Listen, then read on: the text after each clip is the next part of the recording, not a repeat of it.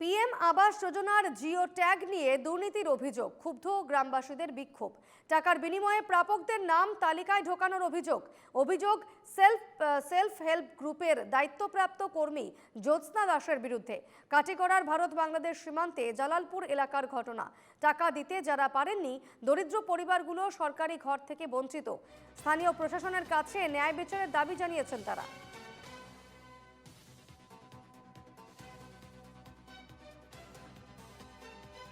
PM আবাস যোজনার geo tag নিয়ে দুর্নীতির অভিযোগ। ইতিমধ্যেই এই ঘটনায় ক্ষুব্ধ গ্রামবাসীরা বিক্ষোভ দেখিয়েছেন। এখানে যে জিওটেক করছেন জ্যোৎস্না রানী দাস, এই জিওটেকটা আমরা যতটুকু বুঝছি অরিজিনাল মানুষ যারা পয়সা দিতে পারছে তারার জিওটেক হয়েছে, পয়সার বিনিময়ে এখানে জিওটেক হয়েছে। আর যারা পয়সা দিতে পারছে না তারার কোনো জিওটেক হয়েছে না। এরিয়ার মধ্যে যতটা খাসাঘর আছে সব জিওটেকিং করার জন্য। এখন দেখেন আমাদের যে এরিয়ার জিওটেকিং যিনি করেছেন জ্যোৎস্না রানী দাস, উনি কতটুকু কী করেছেন, ওনার সঙ্গে আরও এলাকার লোকজন ছিল, ওরা কি করেছে কি না এটা তো আমার জানা নাই। তবে উনি যে জিওটেকিংটা করেছে এটা অরিজিনাল জিওটেকিংটা হয় নাই, যার কারণে জি গড় পান নাই। অনেক হিতাধিকারী অরিজিনাল হিতাধিকারী বাদ পড়েছে। তার জন্য আমি আবার বিডিওর কাছে বা আসাম সরকারের কাছে আমি এটা অনুরোধ জানাই যে আমাদের এলাকা সঠিকভাবে তদন্ত করে যাতে পুনরায় জিওটেক করার জন্য আমি আবেদন করি। দেখো, এটা নিজ জালালপুর দ্বিতীয় খণ্ড যেটা রিসেন্ট যেটা জিওটেক হয়েছে, এটাও সম্ভবত হইল গিয়ে এসএইচজির মানে কোন জিওর আন্ডারে আর কি হয়েছে। কিন্তু যেটা জিওটেক করা হয়েছে এখানে দেখা হয়েছে ম্যাক্সিমাম ফ্যামিলি যারা হইল গিয়ে এখনও খাসাগর তারার কিন্তু জিওটেকও নাম উঠিছে। এখনও দেখা গেছে মানে 8-10টা ফ্যামিলি পরে বাদ বাকি সব ফ্যামিলি বাতিল হয়েছে। তে এইভাবে দ্বিতীয় খণ্ডত রংপুর, তারাপুর কিছু কিছু ফ্যামিলি দেখা গেছে দ্বিতীয় নিজ জালালপুর পার্ট 1 আইছে, এরপরেও বাতিল হয়েছে।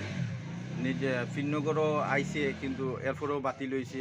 নিশ্চিন্তপুর আইছে, নিশ্চিন্তপুর জিপি রইল গিয়া এই গ্রামগুলাত মানে সবও আইছে না, প্রপারলি আইছে না।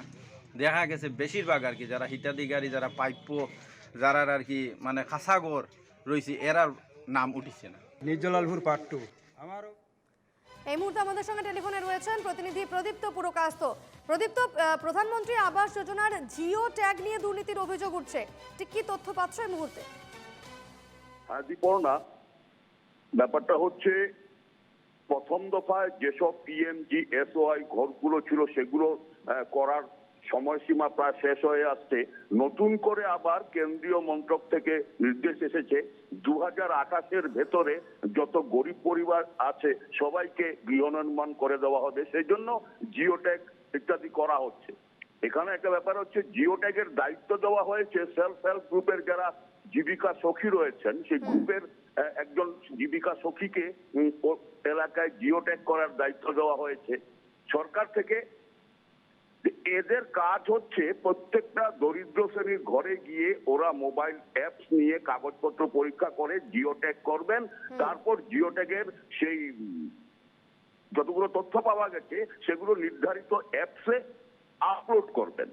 এখন দেখা যাচ্ছে জালালপুর এলাকায় যে ঘটনাটা ঘটেছে, এতে দেখা যাচ্ছে যে যাদের দরকার তাদের নামগুলো জিওট্যাগে নেই, আপলোড করা হয়নি। আর যাদের দরকার নেই তাদের বেশ কিছু জনের নাম এসে গেছে। এটা নিয়েই মানে পুরো বাংলাদেশ সীমান্তবর্তী জালালপুর এলাকায় একটা বিরাট হইচই পড়েছে। সবাই বলছেন যে জিওট্যাগের দায়িত্বপ্রাপ্ত যিনি জীবিকা সখী ছিলেন সেই জ্যোৎস্না দাস, উনি নাকি ঘুষ চেয়েছিলেন। অনেক যারা ঘুষ দিতে পারেননি, টাকা দিতে পারেননি, সেজন্য তাদের নামগুলো জিওট্যাগে আপলোড হয়নি। এখানে একটা ব্যাপার হচ্ছে যে এই যে জিওট্যাগটা হয়েছে, এই জিওট্যাগই কিন্তু শেষ নয়। এর পরবর্তীতে আরো 2-3 দফায় আরো পর্যবেক্ষণ করা হবে, তারপর কেউ একজন পিএমজিএসওয়াই ঘর পাবে। এখন জনগণের কথা হচ্ছে, বিশাল সংখ্যক জনগণ অভিযোগ করেছেন যে ওই সংশ্লিষ্ট যে জীবিকা সখী তিনি টাকা পাননি বলে এটা করেছেন। তবে আমাদের পক্ষ থেকে এনকেটিভির পক্ষ থেকে আমরা মোবাইল যোগে যোগাযোগ করেছিলাম সেই অভিযুক্ত জ্যোৎস্না দাসের সঙ্গে।